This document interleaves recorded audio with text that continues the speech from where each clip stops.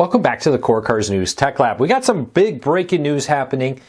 Comcast and Spectrum have reported their numbers, and it's bad. And I mean really bad when you look at them combined.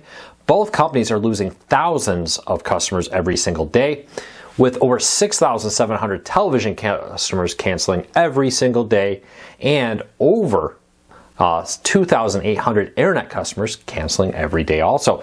How would you like to be the executive of these companies, knowing every morning you wake up, thousands of customers are going to cancel, far more than are being added?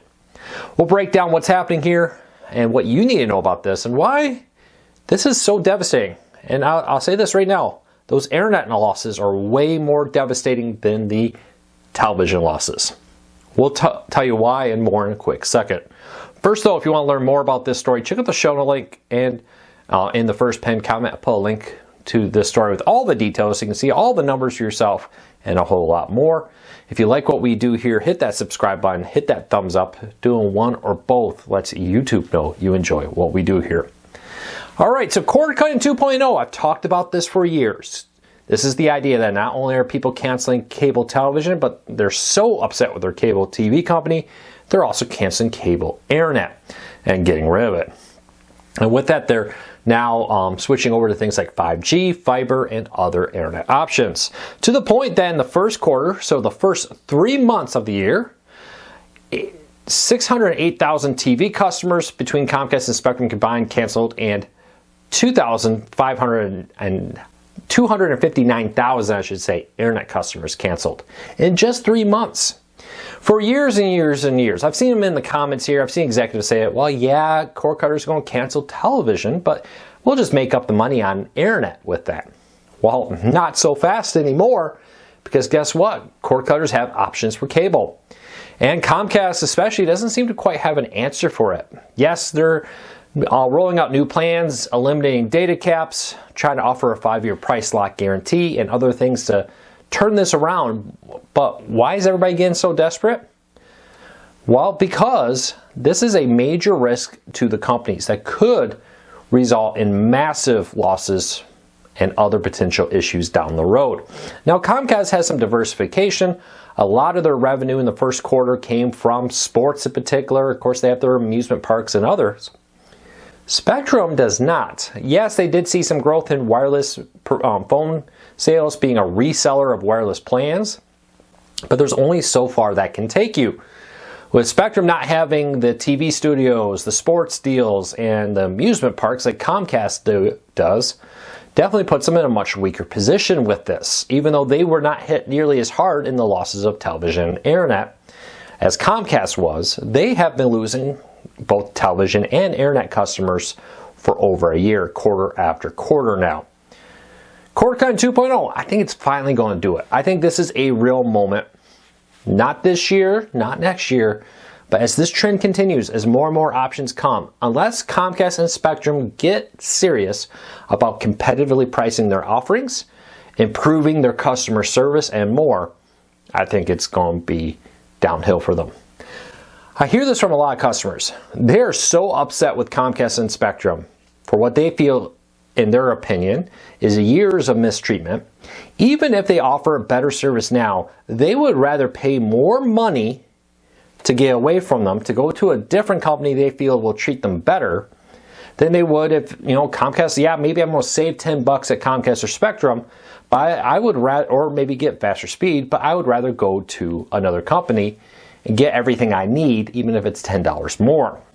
The truth is, though, a lot of these options like 5G home internet, where Verizon and T-Mobile added hundreds of thousands of new internet customers in the first quarter as Comcast and Spectrum lost them, are honestly cheaper and offer the speeds that most people need.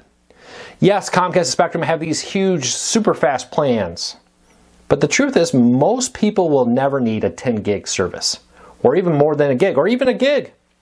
If all you're doing is streaming Netflix, Hulu, and Amazon, let's be honest, you can do that in a few hundred.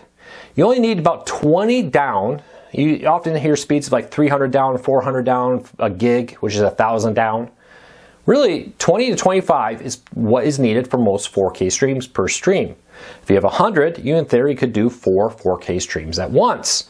How often are you streaming 4 4K streams at once in your house? And So if you have 300, that's more than enough to stream multiple 4K streams, surf the web on your phone, have a security camera running, maybe have some other miscellaneous things connected to your internet.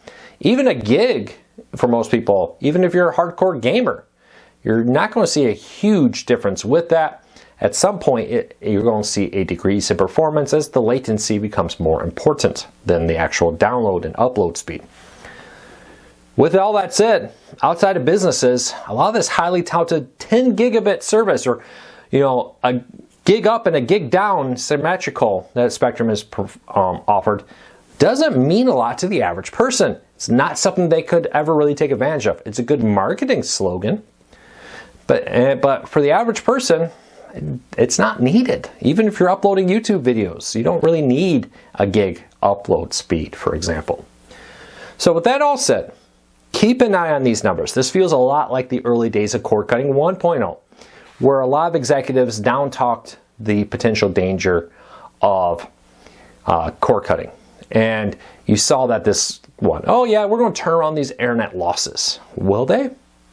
Maybe a little bit. I don't think they're going to see a mass collapse this year.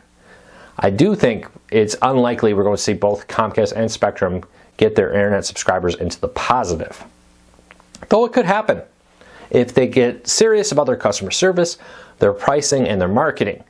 I will say they have been making some strides in that, but I think they have a long ways to go. Look for cord cutting 2.0 to finally become a major issue in 2025, as Americans are so sick of their cable providers. They are looking for options and increasingly having them. Like I've said, you now have things like 5G. I have 2 5G home internet providers, T-Mobile and Verizon, maybe even AT&T. I'm not sure where I live. I have 2 different fiber options where I live, and I'm in the suburbs of not even a major city. I have a cable internet provider, and of course, if I wanted to, there's things like Starlink and soon Amazon's home internet from space that are legitimate contenders for internet providers. Put all this together, you can see why Comcast is struggling. They finally have to deal with competition, something, let's be honest, Comcast and Spectrum have not really had to deal with in the last 15 years. DSL was so far behind in performance that unless you lived in one of the rare markets that had fiber 10, 15 years ago, they weren't really concerned. Well, in 2025, there is serious internet competition, and that's causing them problems. And that's why keep an eye on Comcast, keep an eye on Spectrum. Would not surprise me at all if Comcast spins its internet and television traditional business off to protect the studios, the amusement parks, and more from what was once seen as a safe cash cow into trouble. Well, that's it for today. I hope you have a fantastic day. I'll be back tomorrow with another video.